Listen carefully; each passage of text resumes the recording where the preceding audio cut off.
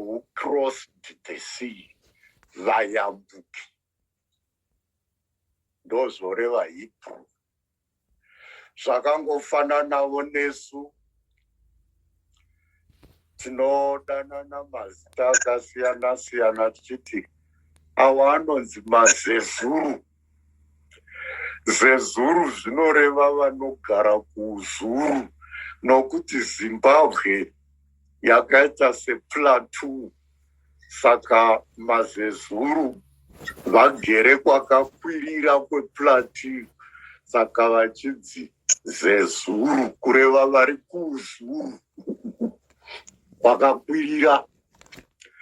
Hambenoka zvirizvo zvinoitika, zvinoitawo kuti mazezuru vaite sokumbozvida dzimwe nguva, asi ndo zvazvinorevawo.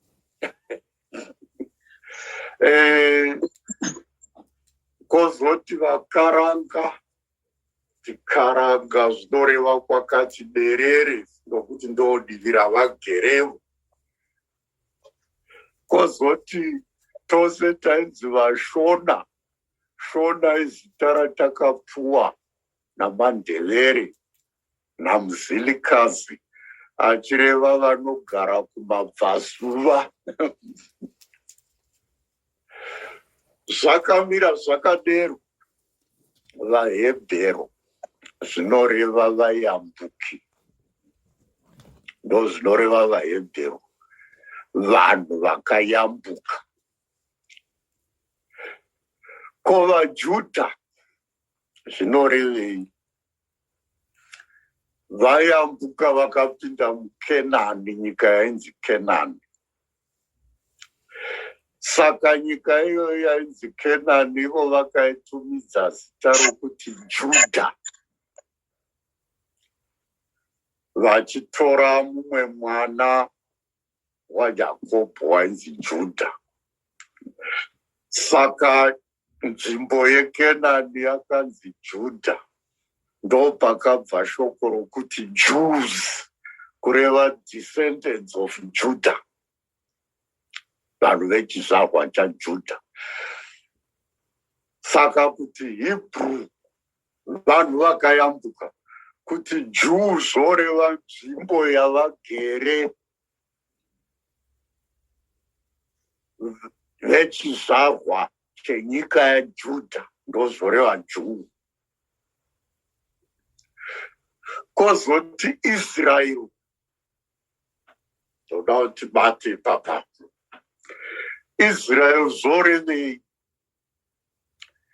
Jacob panzvimbo inonzi Peniel, tichazviverenga muBhaibheri nokufamba kwenguva. Panzvimbo inonzi Peniel, Jacob wakarota achiita mutsimba naMwari. Panzvimbo iyoyo, saka achiita mutsimba naMwari, wakazorohwa pahudu, akafuma achikamhina. Saka Mwari paakamurova pahudu, Mwari wakati, kubva iye zvino hauchanzi Jakobho, wava kunzi Israeri. Saka Israeri zorevei? Zoreva kuti Mwari unokunda, God shall prevail. Saka Mwari paakati kuna Jakobho wava Israeri, waireva kuti chero ukaita mutsimba neni, I will prevail. Ndinokunda nokuti ndiri Mwari. Saka Israel means God prevails. Jew means descendants of Judah. Hebrew means those who crossed the river.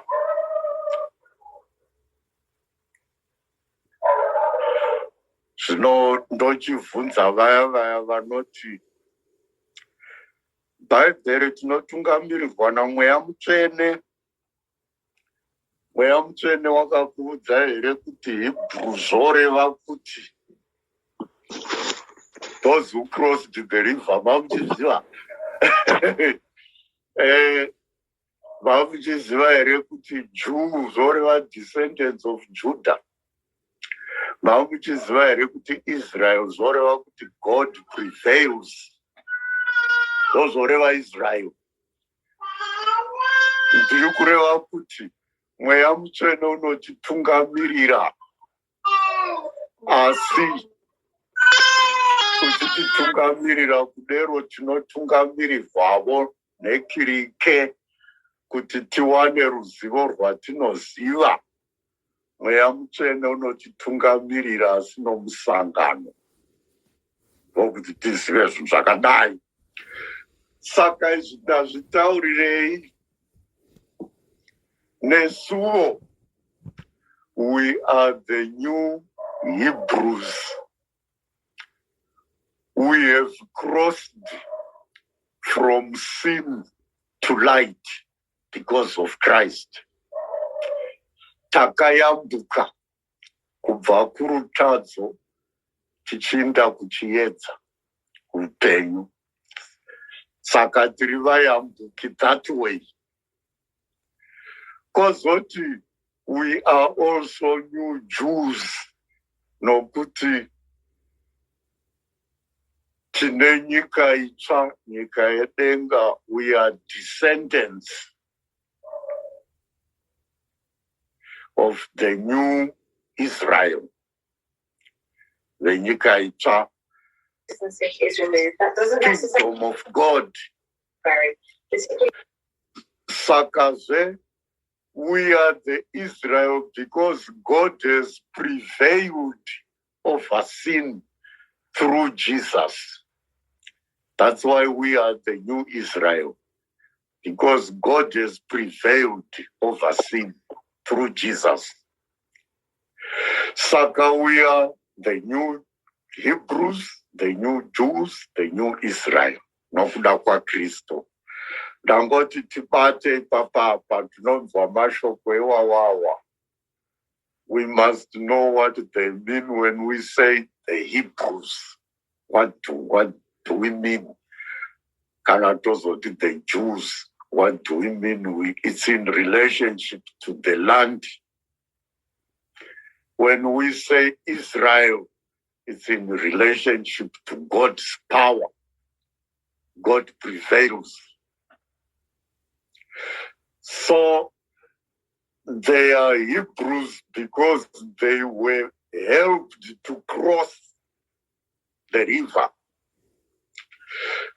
They are Jews because they were helped to settle in the promised land by God. And they are Israelites because God made them prevail over their enemies. Say that taura izvi. Bhuku ramavambo ratiri kubata zuva ranhasi ndo rimwe ramabhuku mashanu andakataura anonzi mabhuku omutemo, kana kuti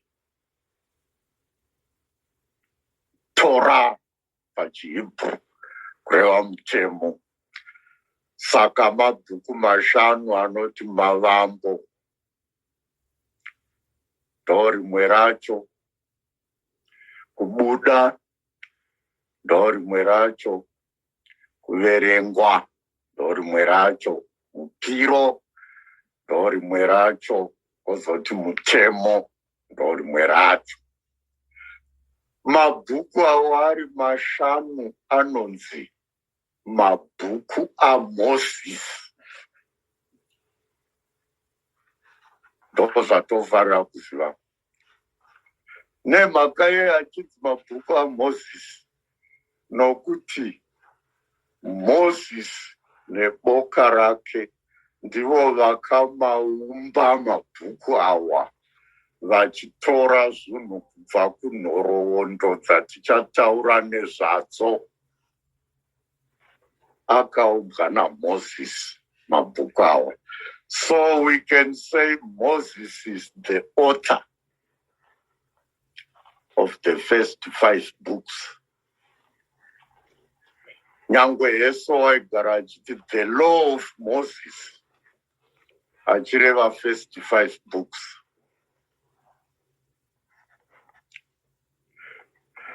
Zvino pamabhuku iwawa omutemo totanga nebhuku ramavambo, Genesis, zoreva beginning, mavambo. Saka deno pasina Genesis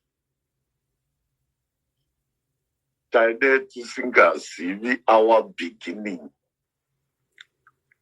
titakabva kupi, taide tisingazivivo kuti nyika yakabva kupi, taide tisingazivi kuti rutadzo rwakatanga sei. Saka Genesis, bhuku ramavambo, charinairo, nyaya yarinaro, kuvamba kwezvinhu. It's about the beginnings of things. Saka tinoona the beginning of the world, Genesis 1, verse 1 kusvika 25. Beginning of the world, kuvamba kwenyika. Toonazve the beginning of human race, kuvamba kworudzi rwavanhu, Genesis 1 verse 26 kusvika Genesis 2 verse 25.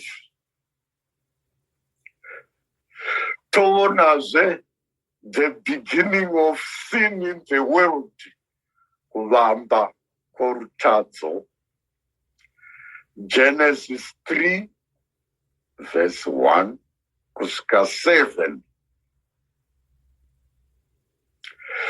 Toonazve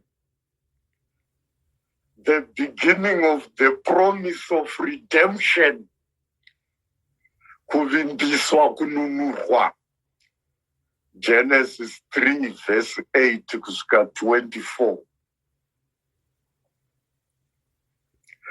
Toonazve the beginning of family life, irimo muna Genesis.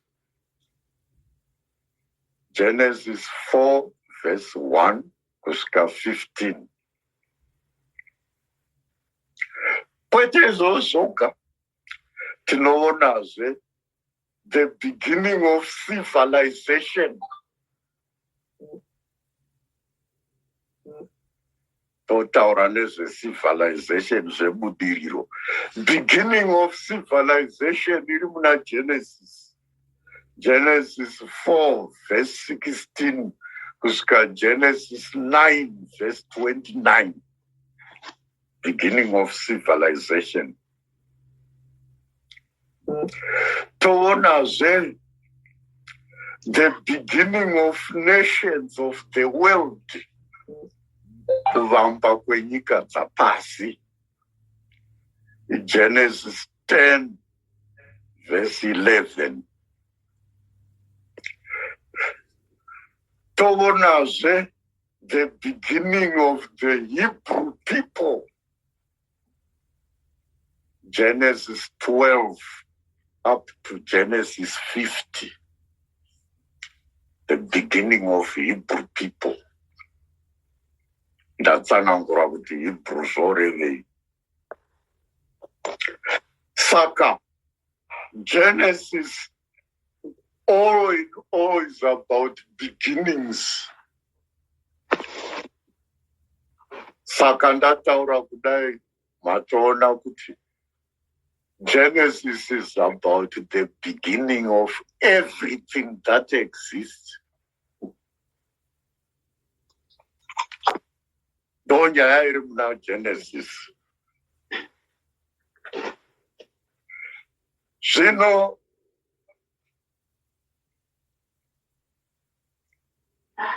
nyaya imwe zveri muna Genesis tataura beginning.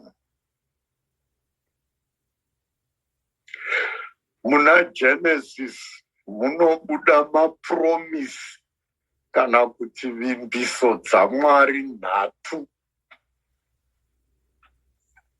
dzinobuda muna Genesis. Vimbiso dzaMwari nhatu. Vimbiso yokutanga, inheritance of the land of Canaan, kuti muchagara nhaka yenyika yeCanaan. Genesis 12 verse 1 to 3. Tovonazve promise yakapuwa naMwari kuna Abraham kuti Israel will become a great nation.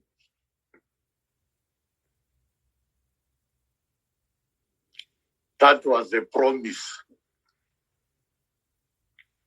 Remember, Israel was not the only nation. It was a very small nation, mind you. There were mighty nations. In those days, Assyria was the world power in terms of military. Greece was a world power in terms of philosophy.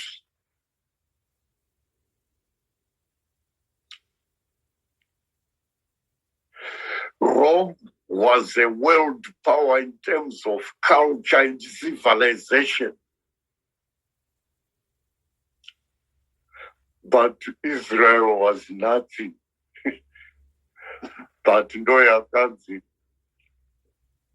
will become a great nation. It was a promise.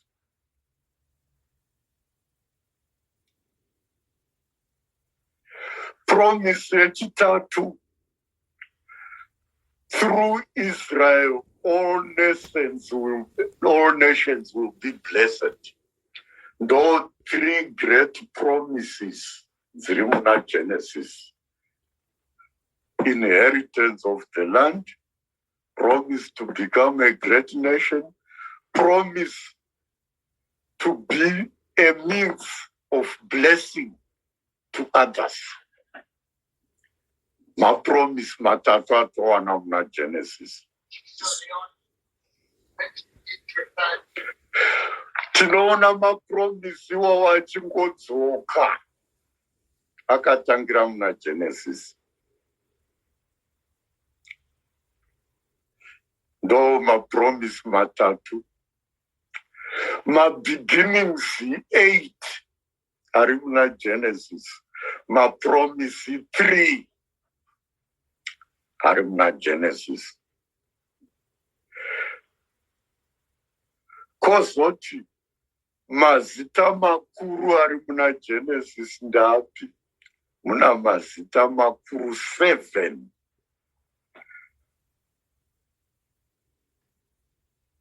So now do mabati. Ndo mazita makuru ari muna Genesis.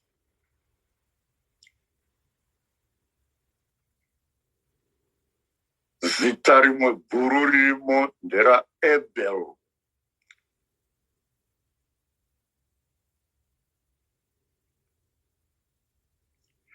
Rimwe zita ririmo guru ndera Enoch. Rimwe zita ririmo guru ndera Noah. Rimwe zita ririmo guru ndera Abraham.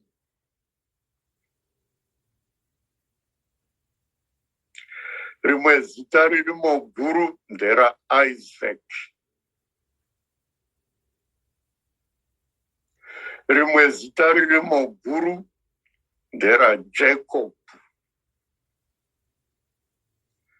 rimwe zita ririmo guru nderaJoseph. Ndo mazita 7 makuru ari muna Genesis.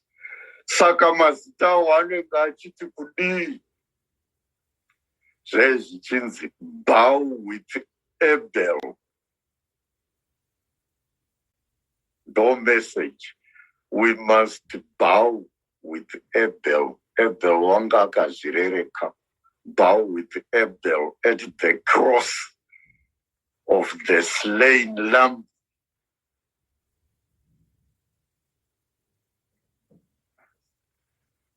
Mupiro wa Abel unotoredzera mupiro wa Kristo. So bow with Abel at the cross of the slain lamb who is Christ. No message.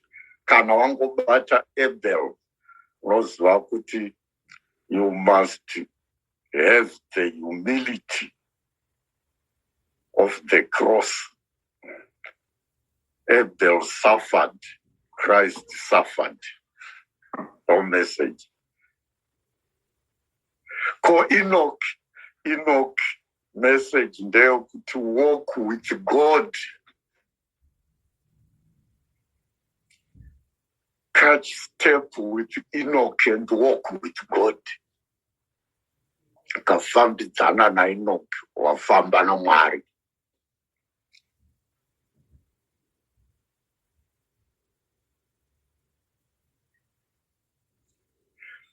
Ko Noah zvezvireva kuti believe God and launch out with Noah on God's waters. Believe in God and walk with Noah on God's waters. Famba na Noah mumvura ya Mwari. Ko Abraham, go forth with Abraham in faith. Kana wangotaurwa nezvaAbraham moziva kuti chitendero.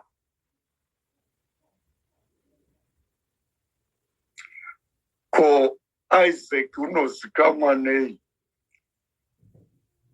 Toziva kuti nyaya yaIsaac inotenderera patsime apo paakawanira Rebecca. Saka dig wells with Isaac and get down to divine resources.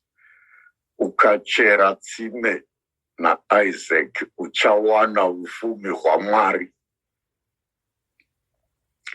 Ko Jacob unozikamwa nei?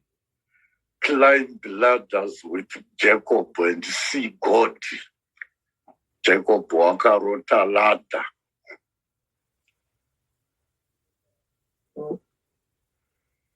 Climb ladders with Jacob and see God. Ko Joseph, be true like Joseph and live with God. Joseph unozikamwa nokuva honest. Remember, he was tempted by the wife of Potiphar. And he didn't give in to temptation. So be true like Joseph and live with God. No message dzavanhu vakuru mazita makuru avo.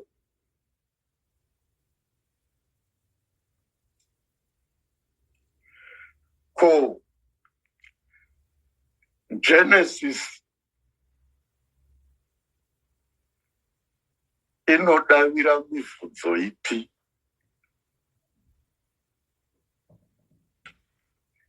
Ndedzipi nyaya dzainadzo? Nyaya yokutanga, the eternity of God, kuti Mwari vakagara variko.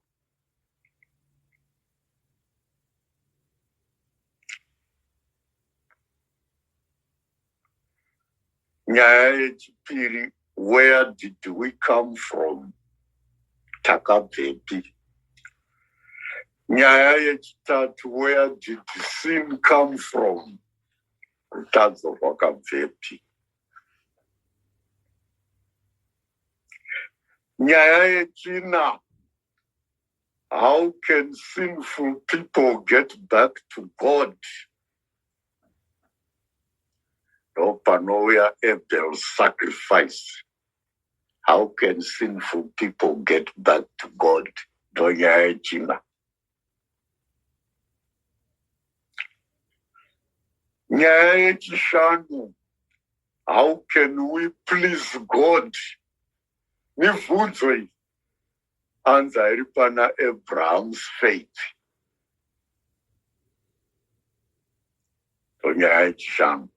How can we please God? No father Mary say.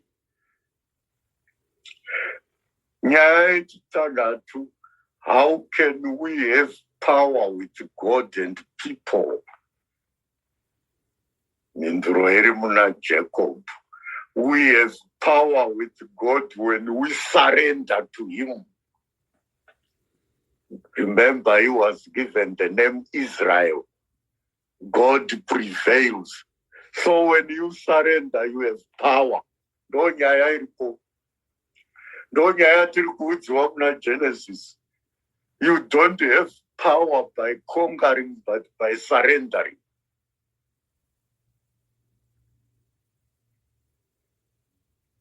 So how can we have power with God? By surrendering. And the example is Jacob.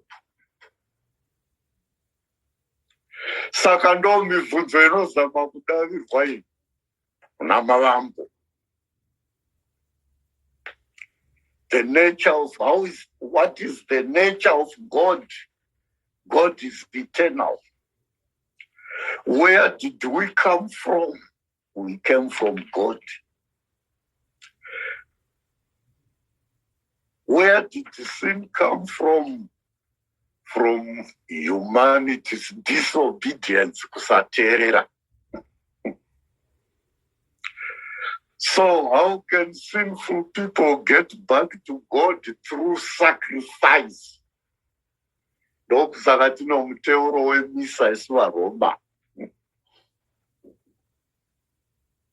There's no other way of getting back to God but sacrifice. That's why Christ sacrificed. And the example of sacrifice in the Old Testament is Abel.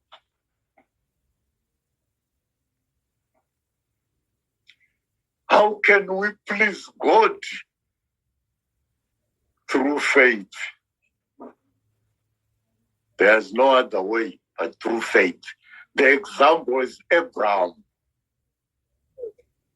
How can we have power with God? Through surrender. Jacob is the example. Ndo nyaya dziri muna Genesis namavambo.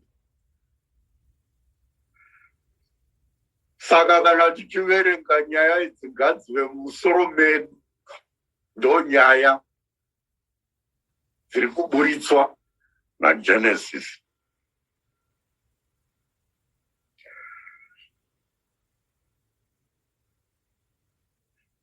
Kovuya zvimwezve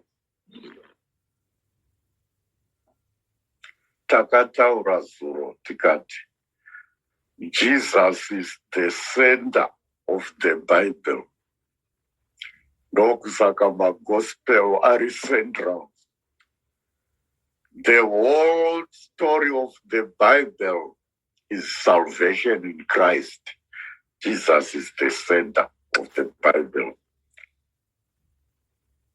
So you will find that Jesus is somewhere in every page of the Bible. Jesus is implicated. Zita rinogona zvaro kusanyorwa asi Jesus is implied in every page of the Bible.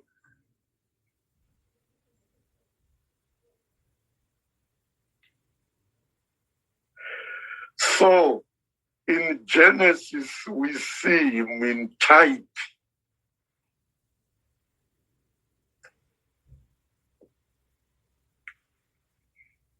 Saka, tinobona Jesu papi in tithe. Apapo zita rokuti Jesu, asi Jesu is implied. One seed of woman, the seed of woman. Irimuna Genesis 3 verse 15.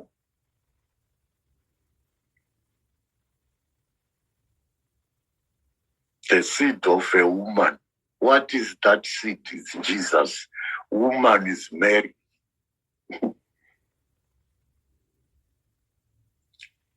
Right? Pamwe patinoona zveJesu, the entrance into the ark of safety. Genesis 7 verse 1 now verse 7. Entrance into the ark of safety. Ark of safety is Christ. Arika yaitoredzera Yesu. Kana wapinda muna Yesu wararama. Mafashamo emvura ndorufu norutadzo. Kapinda muna Yesu wararama. Saka entrance into the act of safety. The Jesus. Because what the offering of Isaac,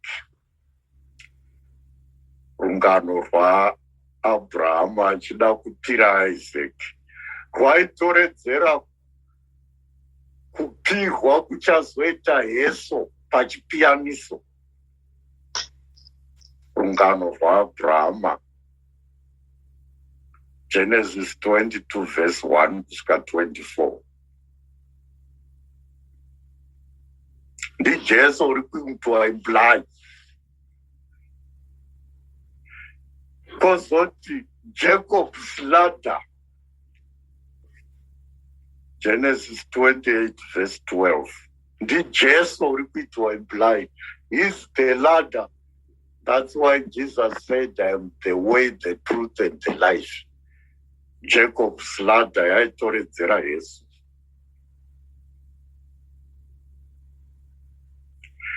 Because what number 6, Joseph lifted up from pit to throne.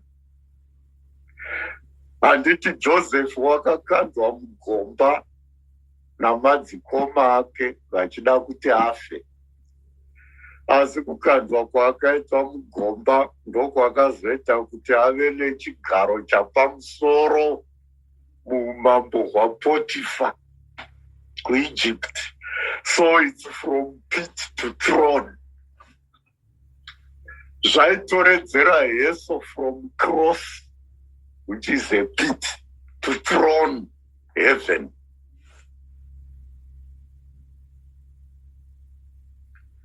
Unaona kukosha kwakaita mavambo. Saka ndakati titange namavambo.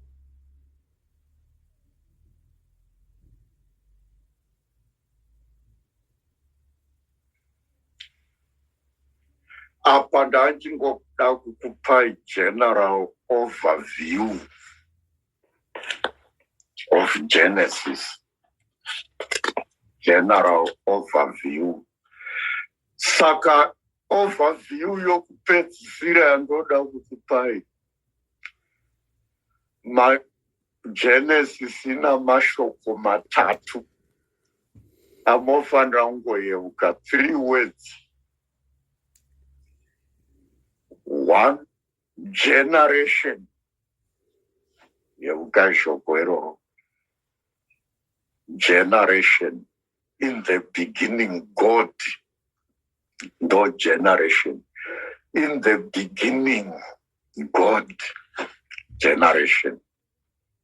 Genesis 1 verse 1. Ndo shoko rokutanga ramofanira kuyeuka. Riri muna Genesis inyaya yegeneration. In the beginning, God created generation. Kusika. Shoko rechipiri rinambiri muna Genesis. Degeneration. Kuputsa zvasikwa naMwari wava rutadzo. Shoko rine degeneration ririmo. Now the serpent. Nyoka yanga yakangwara kudarika mhuka dzose. Malambo 3 verse 1. Degeneration.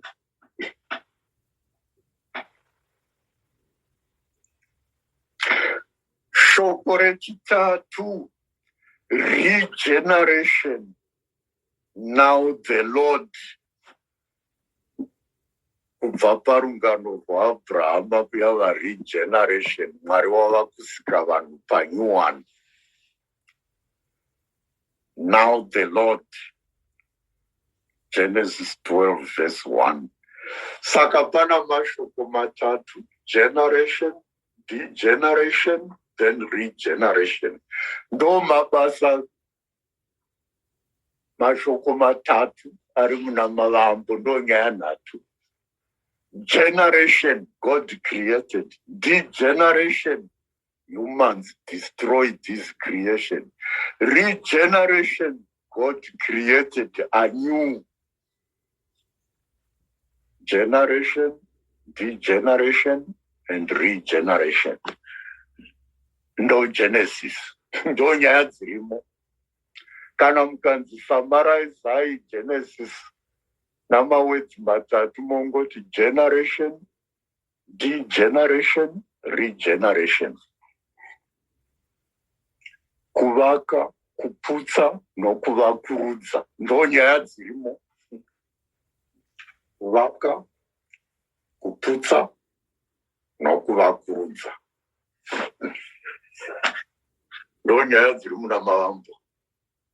Mwari wakavaka, isu tikaputsa, Mwari akavaka patsva.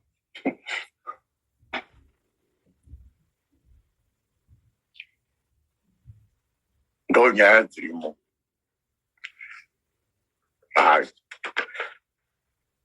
Ndo zvandada kuti tizive. Zvinotava kupinda munyaya dzechapter dzandakati muverenge. Ndakati muverenge Malambo 1 naMalambo 2. Chii chamakaona?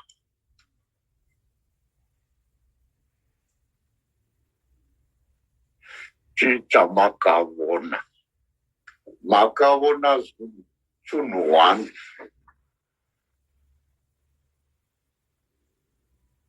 Handizivi kama makachiona. Kana musina kuchiona chiregai ndikuudzei. Pane 2 accounts of creation. Right? Chapter 1 in the account of creation.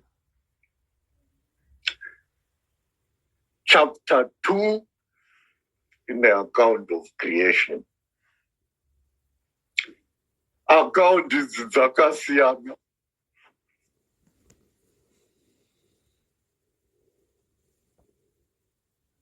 Account yokutanga iri kuti Mwari waingoti chakati ngachivepo chobva chavapo. Chakati ngachivepo chobva chavapo. Ndo chapter 1. Ndonga makaziverenga. Chapter 2 yozotaura kuti Mwari wakaumba nevhu.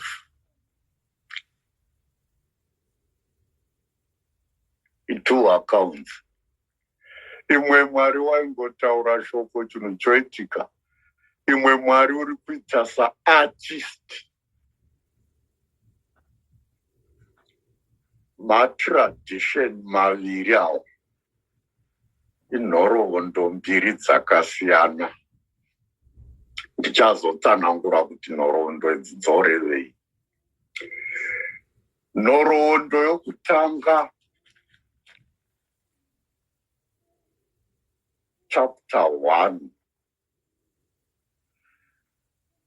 nokusikwa kwezvinhu zvose Mwari achiti chakati ngachivepo chichibva chavapo, yakanyorwa neinonzi priestly tradition. Right? Say it's a priestly tradition. Yaiva tradition yaitsikidzira simba raMwari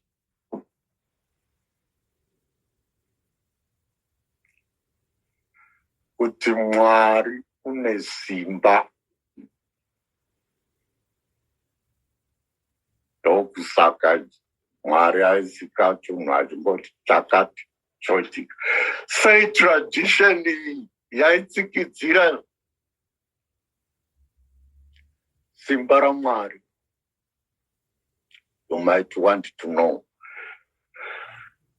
VaIsraeri vakanga vakakombwa namarudzi akasiyana siyana, vachanzi vaHebheru. Vaiva namarudzi akasiyana siyana.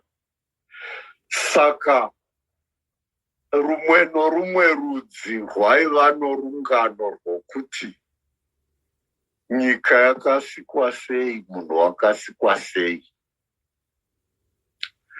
Rumwe norumwe rudzi rwaiva, havasi vaIsraeri voga vaiva nenyaya yokuti munhu wakabvepi. Marudzi akawanda aivavo nenyaya iyoyo. Saka pane rimwe tradition yaiva nedocument rinonzi Enuma Elish. It was a pagan tradition, a non-Jewish tradition. Yairi yamaBabylonians. MaBabylonians ndo vorudzi rwana Saddam Hussein. Vaivavo neaccount yavo of creation yaiva nebhuku rainzi tradition yavo, bhuku ravo yainzi Enuma Elish. Saka tradition iyo yaitauravo Mwari wavo kuti wakasika zvinhu sei. Saka priestly tradition yakanyorwa ichita kaunda Enuma Elish, ichiratidza kuti Mwari wavaIsraeri ndiMwari une simba. Masikiro akaita Mwari weEnuma Elish handiwo masikiro akaita Mwari wavaIsraeri. Mwari wavaIsraeri waisika neshoko chete. WeEnuma Elish waisika namamwe masikiro. Right? Hauna musiyano wasi. Saka vaida kuratidza power of God and authority of God. So what is in chapter 1 is about power of God.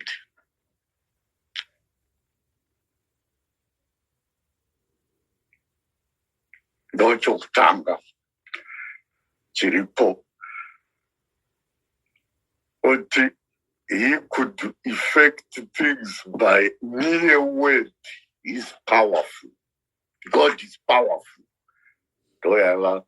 Saka vaida kuita kaunda the local traditions. But their God was a powerful God. Angari Mwari une simba.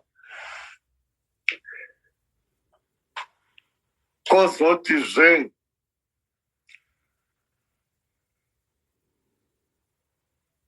haasi Mwari une simba chete, ndiMwari unourongwa. He is a God of order. He's not a God of chaos. Ndokusaka kusika kwake kwakunourongwa. une simba, une order. Saka Mwari watotevera une simba uye une order. Ukaona une disorder, hausi kutevera Mwari. Mwari une order. According to this, Mwari une order.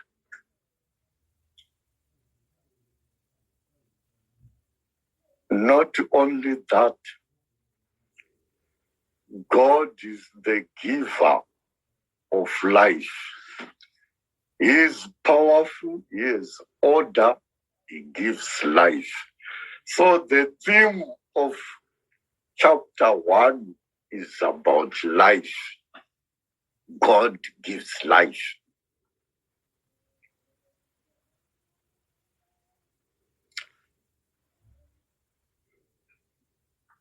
Mazuva anorehwa kuti usiku hwakavapo, chii kwakavapo. It's a way of explaining order, the order of God. Hazvireva kuti kwaiva nezuva re24 hours. Kwairehwa sequence yaMwari yokuita zvinhu. Now, another thing chatoona chichibuda pachapter 1, which you may not notice, ndechokuti when God was creating something, he spoke to where that thing is going to live.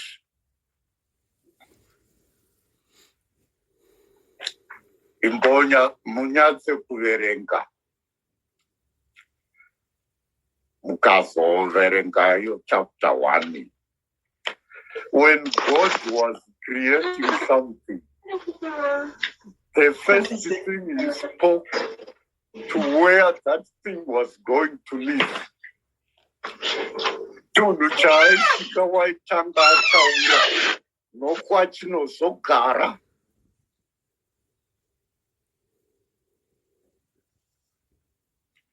Paakasika nyenyedzi nezuva, wakataura nedenga.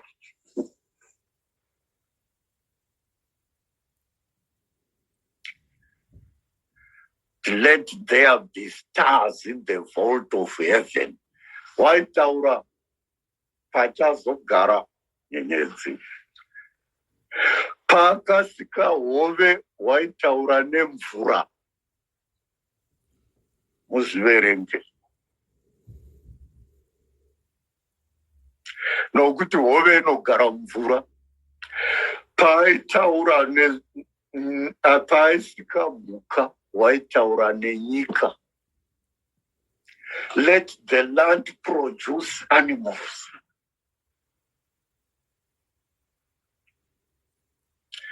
Right. Pozoita difference. Ko paakasika munhu, wakataura nani? Wakati, let us make man in our own image. Wakataura oga. Paaisika zvimwe zvinhu waitaura nopachinogara. Asi pakazosika munhu, wakataura oga akati, let us create man, ngatisike munhu akafanana nesu. Zvoreva kuti munhu unogara muna Mwari. Fish live in the water, animals live on land, stars live in the sky, humans live in God. Ndokusaka Mwari akati, ngati achitaura oga. So, what it means is, without water, fish die. Without land, animals die. Without God, we die. Those are forever. Those who could have put it on a priestly tradition. God gives life. It's the source of life. Without him, we die.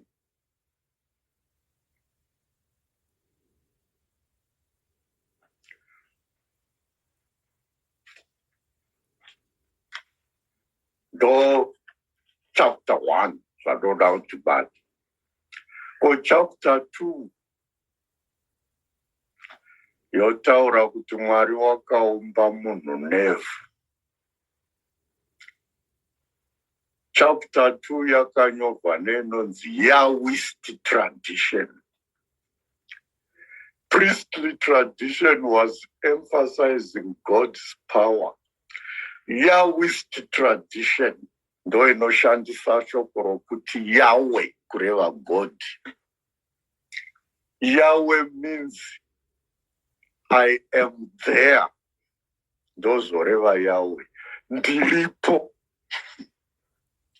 So chapter 2 is emphasizing relationship. Chapter 1 is emphasizing power of God. Chapter 2, relationships.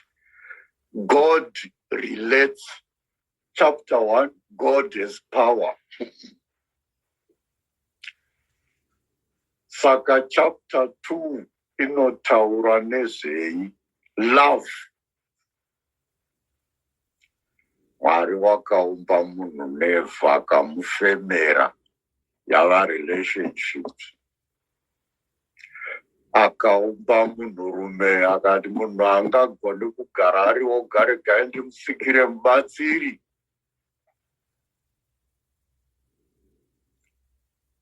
Ndokubva asika munhukadzi. Love. No Yahwist tradition. Yahwist tradition tradition yenguva yaMambo David.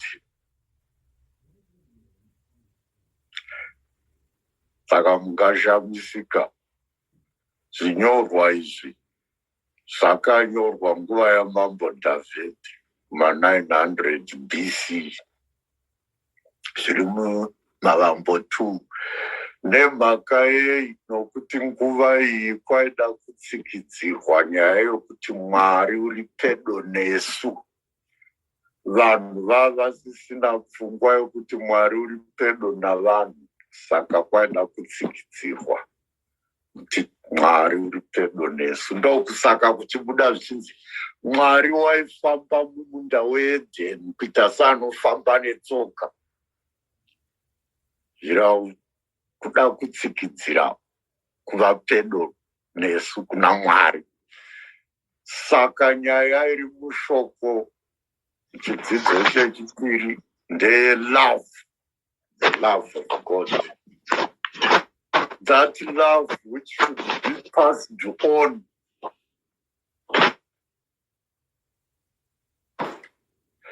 Ko kana tazobatanidza chapter 1 nechapter 2 dziri kuti chapter 1 nechapter 2 dzabatana dziri kureva nyaya imwe. Life and love go together. Life and love go together. Hazvipatsanurwi. Upenyu norudo chinhu chimwe. Ndokusaka tine two tradition, Yahwist nepriestly. Yahwist, it's love. Priestly, it's life. The power of God. That's life. Yahwist, the love of God. Life and love go together. That's why we have two traditions. Chapter 2 inoreva rudo rwaMwari nokuva pedo navanhu kuna Mwari. Mwari wakasika munda weEden. Eden inoreva presence of God. Kureva kuti God was present. Ndo zvinoreva Eden. Hazvirevi kuti yairi nzvimbo inonzi Eden. Zvaireva God's presence.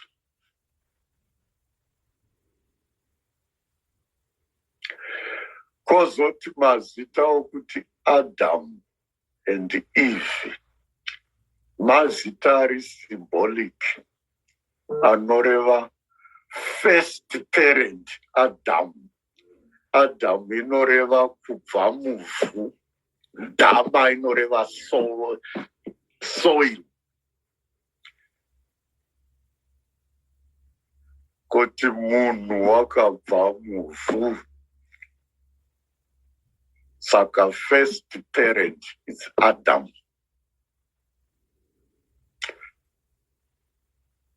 First father, ndozvongoreva Adam. First male parent. Eve, first female parent.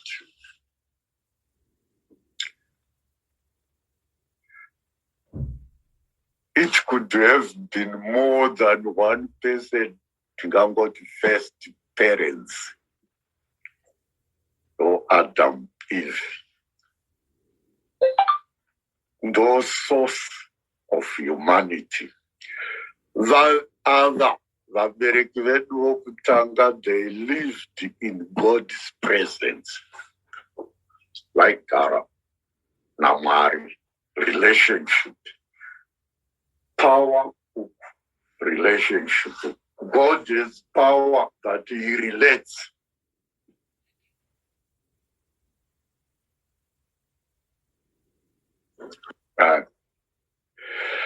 Saka zvakamira zvakadero. Tati lesson iripo ndeyekuti life and love go together. Ndokusaka ndombobata teaching yechikatolike.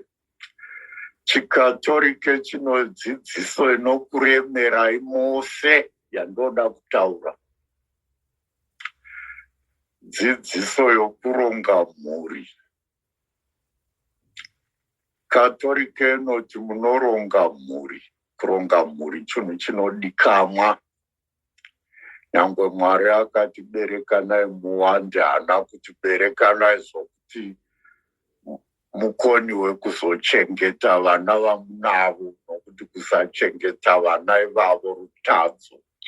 Saka kuronga mhuri chinhu chinodikamwa. Asi Catholic Church inoti rongai mhuri muchishandisa natural means.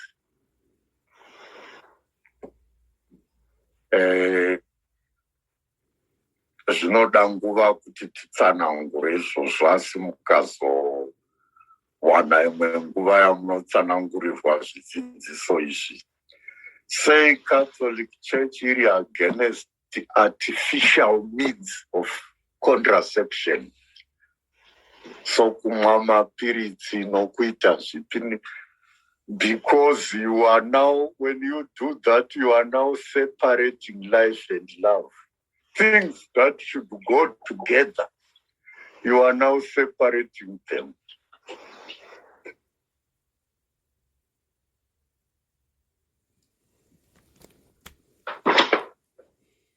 Arimaon. Zvakabva ipapa pana mavamba. Life and love go together. Now you want love without life.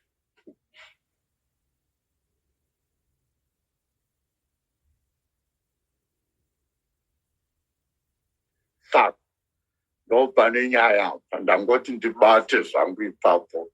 I know it's very controversial.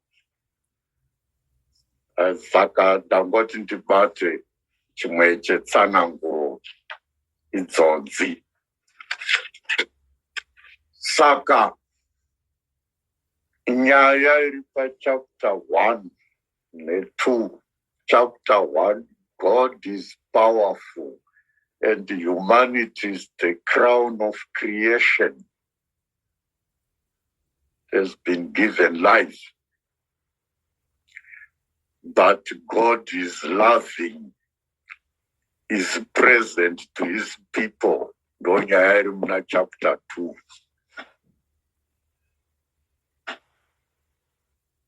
God is powerful. He gives life. Chapter 1. Chapter 2, God is loving and is present. Yahweh is the tradition. Kana tozoenda pachapter 3 yava nyaya yesin. Sin disturbed God's presence to his people. We ran away from God's presence through obedience. Going to chapter 3.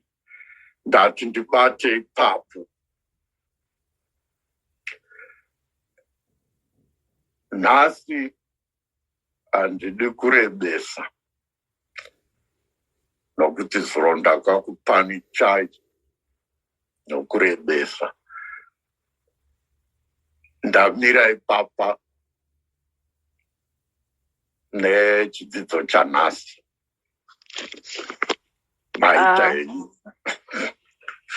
Tinotenda zvikuru baba Makamure,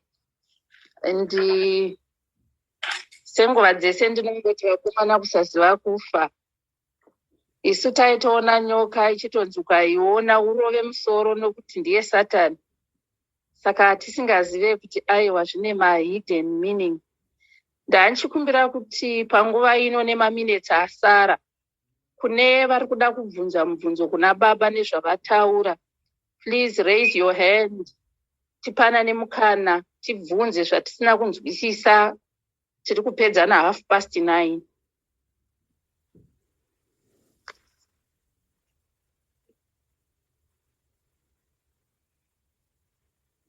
Kana pane vane mubvunzo, you can unmute yourself. Mobvunza baba Mashita.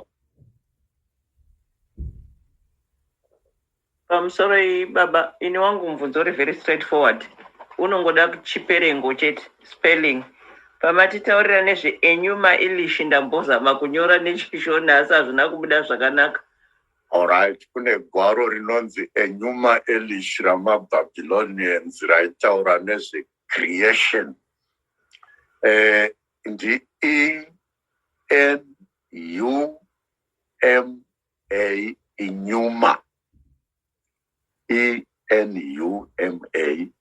Elish, E-L-I-S-H.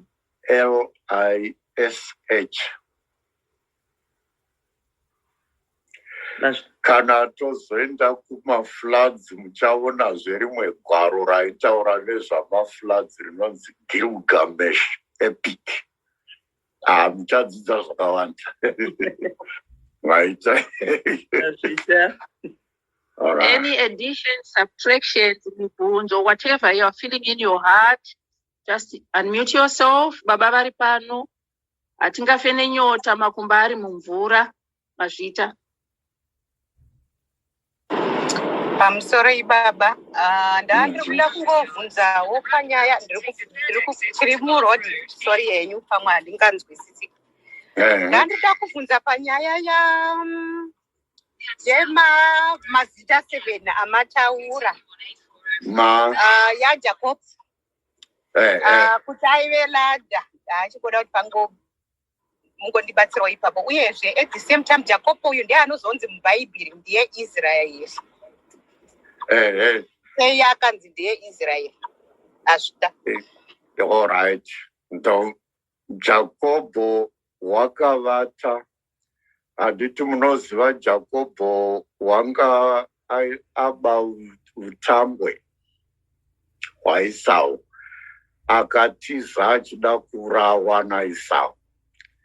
Atiza kudero wakati avete wakarota ladha. Ravangere vachikwira.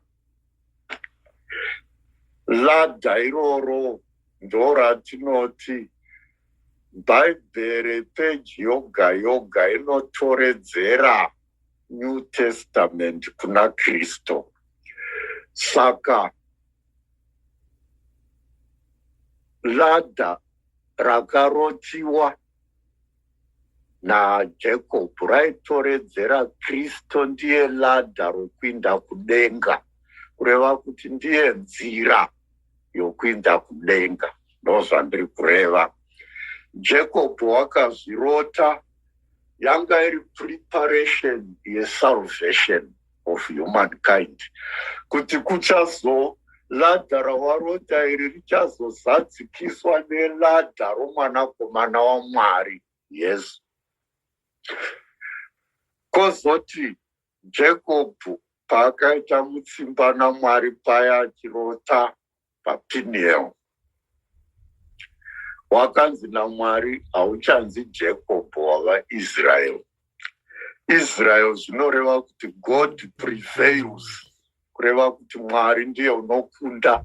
Saka Mwari waireva kuti waita mutsimba neni, asi ini I will prevail. So to remind you that I have power, I will prevail. Your name now is Israel. I will prevail. So Israel means God prevails. Mwari unokurumbira, Mwari unokunda. So kana tichiti vaIsraeri tinenge tichireva those who prevailed because of God's power. By Israel. We are the new Israel. We prevailed because of Christ's death and resurrection. That's why we are the new Israel. Israel, God prevails. Kana tozoenda kuretreat, kana tichita retreat tonzi nyararai. Why do we maintain silence? Because we want God to prevail. If we talk, we are prevailing. So the retreat must be Israel. Let God prevail, not you, my time. My gosh, vakasimudza ruoko. Mashita. I hope mbudzo wangu will make sense, Baba. But Martinini, almost every page, about Jesus. Yes, it implies Jesus. It implies Jesus. Yes. Some people, the way they preach is, Mwari paakaona kuti zvitadzo zvawanda pasi, vakatuma mwanakomana wavo kuti azosipira zvitadzo.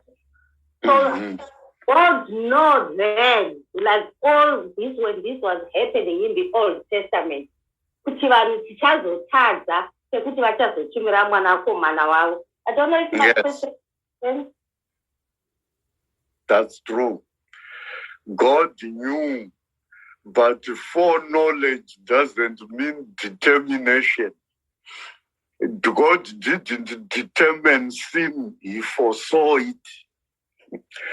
Kana makamira padenga mukaona mota dzichifamba mukati, mota idzo dzichanobonderana idzo, dzikabonderana ndimakonzera here. Mangovona kuti dzichanobonderana. So God foresaw kuti zvinhu zvichaitika. As God, one thing about God which we don't know is when God gives, God will not take back what he gives.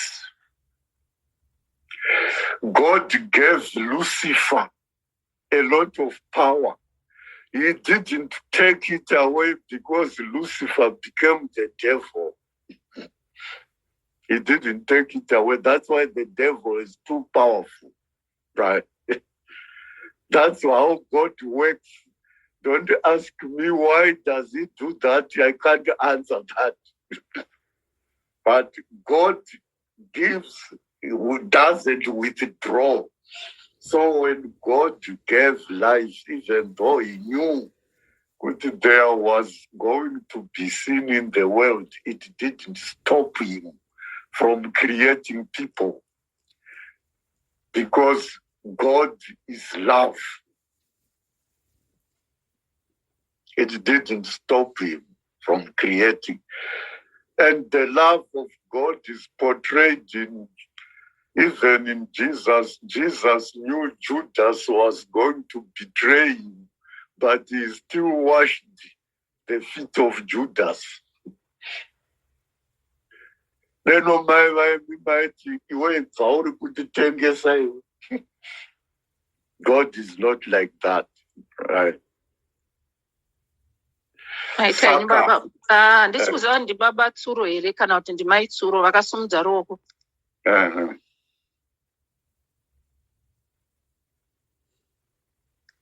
Taurai henyu, kuona pakanzi tsuro. Taurai henyu. Oh, sorry, ndasina kuita mute. Ndi baba tsuro. Ndakachida kubvunza weini kuna baba.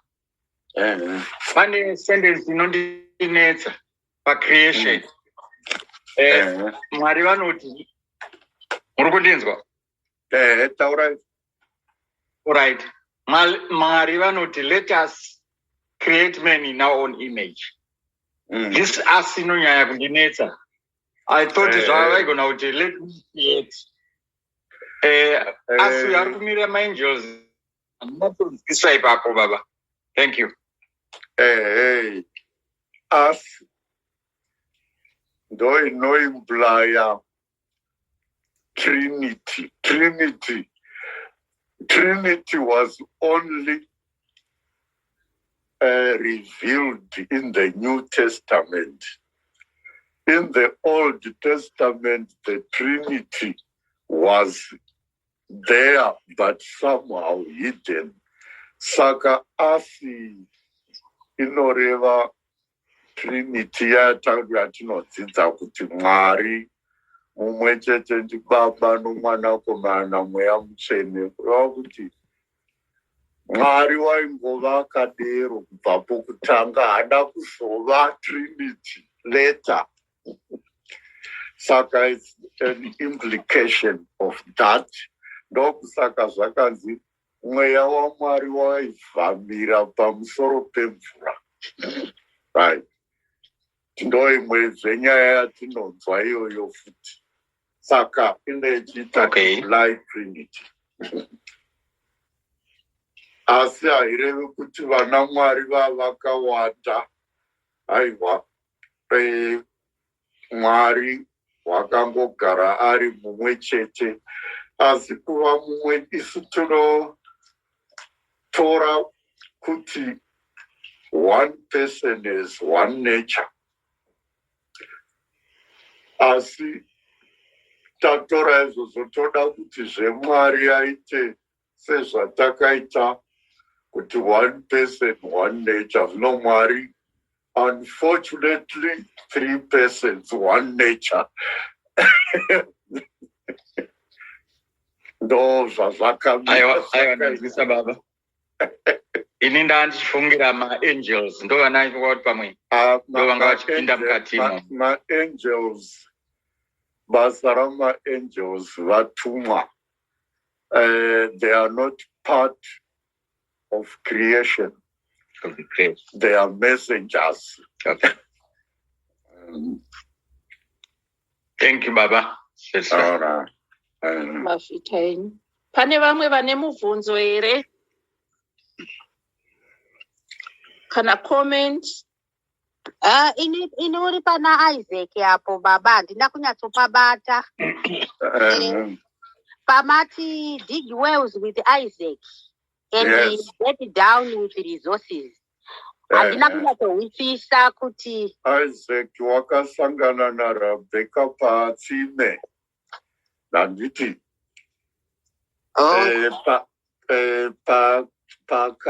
Rabheka akachera mvura achipa ngamera. Mwari wangati kuna Isaac, mukadzi uchachera mvura achipa ngamera ndiye mukadzi waucharoora. Saka pakazova netsime iroro rakazova rinokosha. Saka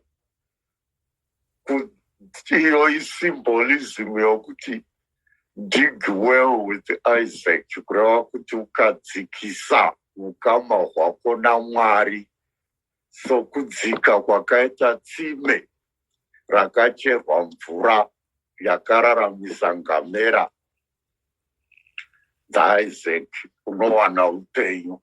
Ndozvazvinenge zvichireva. Maita yenyu baba ndahutisa. Mazvita yenyu. Mr. Eddington Monda vakasimudza ruoko. Amene ndiri kunzwika. Ndiri kukunzwa chaizvo.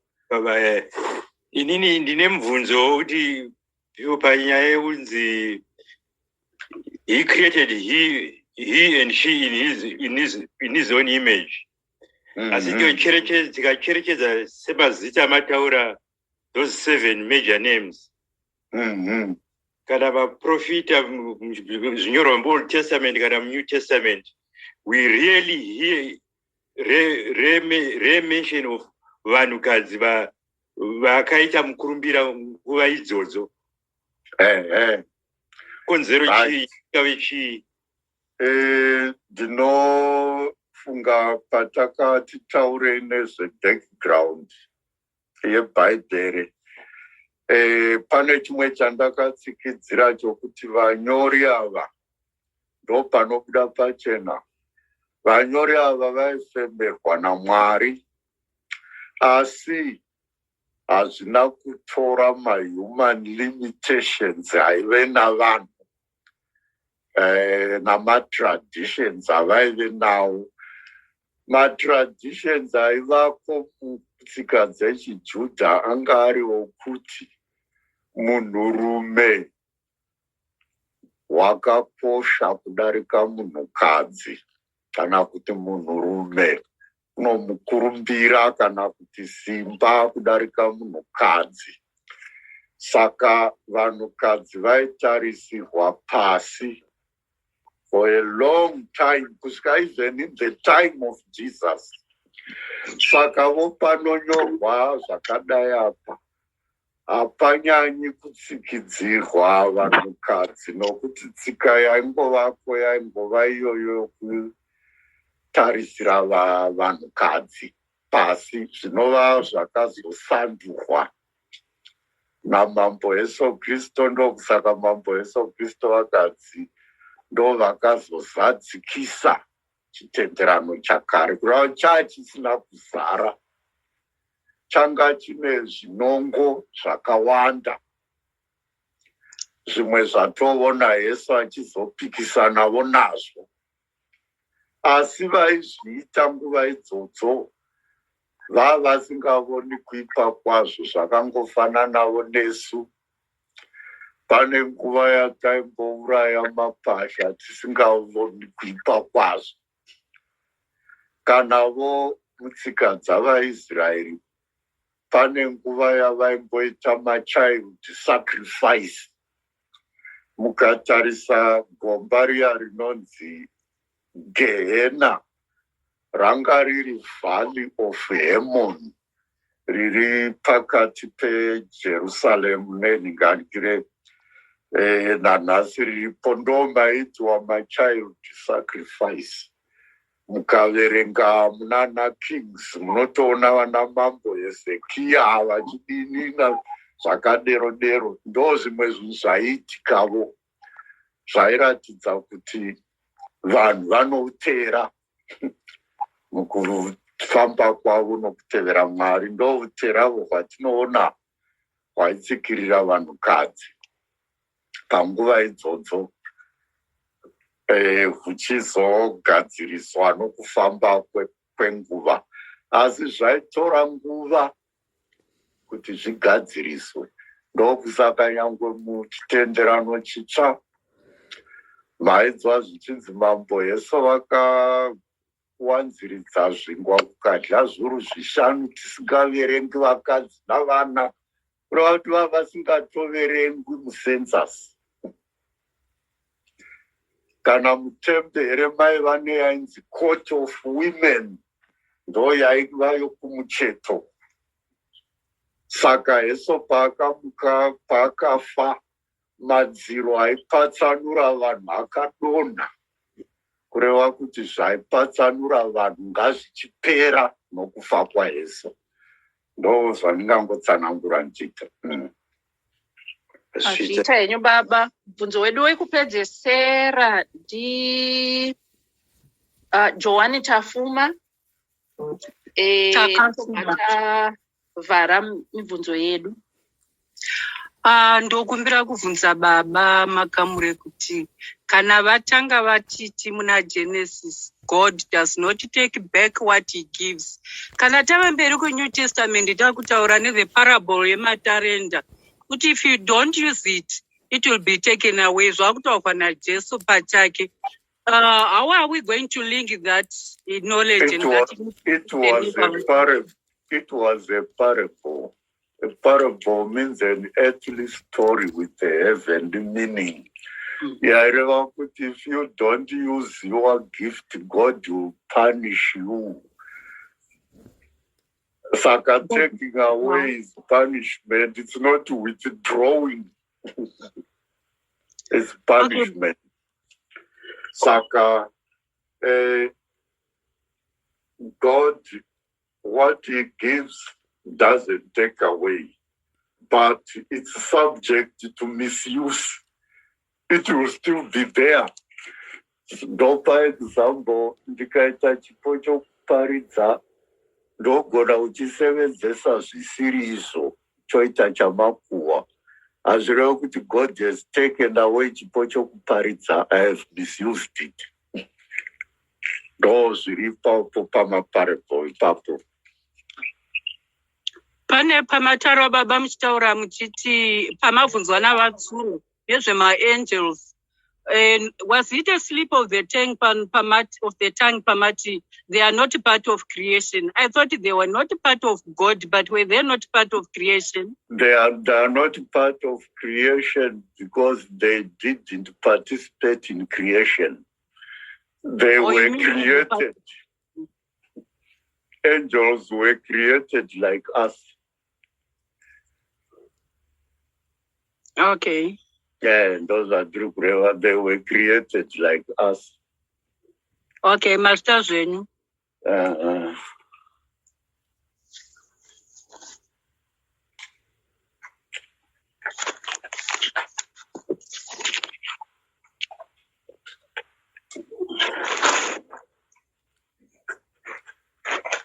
My Mararum. Tichange tichienda kuOld Testament, I think neku-New Testament. Saka handisi kuziva kuti tichafamba sei baba. Tichaita New Testament musi weMonday nouya. Saka ndoda kuti titange kuverenga mabhuku edama rakanaka raMateo. Toverenga chapter yokutanga, raRuka toverenga chapter yokutanga, raMariko chapter yokutanga. Tombotora iwawo ari matatu. Todziverenga tozoshanda naiwawo. Zvakanaka ivo. Kwamuri vakoma chakadini? Ndauwe. Motitenderawo baba. Zvakanakai. Pamusoro ibaba Makamure. Hanzi chiri musakasaka chazvinzwira. Tiri kudzidza baba. Kudzidza chaiko and hatigoni kukutendai. Sewai dzenyu. Muri kutipakurira, muri kutitora mundima yekuti tinzwisise chitendero chedu. Tinzwisise kuti tizonzi tiri pano semaChristians. Zvakabva nekupiko, zvakatangira papi, mviro dzacho dzakabva nepapi. Ini yandabatawo nhasi ndeyekuti hapiru. Ndandisingazive kuti maHebrew zvinorevei kuti wanzi maHebrew. Asi nhasi chandabatawo ndechekuti hapiru zvinoreva kuti vanhu vakayambutswa ndiMwari, vakayambutswa the Red Sea, vakazoyambutswazve the River Jordan. Maita henyu baba, rambai muchingofamba nesu sezvamuri kuita, nekuti tine nyota yekuda kudzidza, yekuda kunzwisisa. Ndiri kukutendai zvakanyanya kuti tapiwawo Mozisi wedu panguva ino ari kutidzidzisa shoko raMwari. Maita henyu baba, morara zvakanaka, kutenda zvakanyanya on behalf of vamwe wangu vari paZoom inoi tiri kudzidza baba. Mazvita henyu. Tinotenda chaizvo. Tipei chikomborero baba, musati maenda. Zvakanaka, ndati pane zvichiri kutaurwa. All right.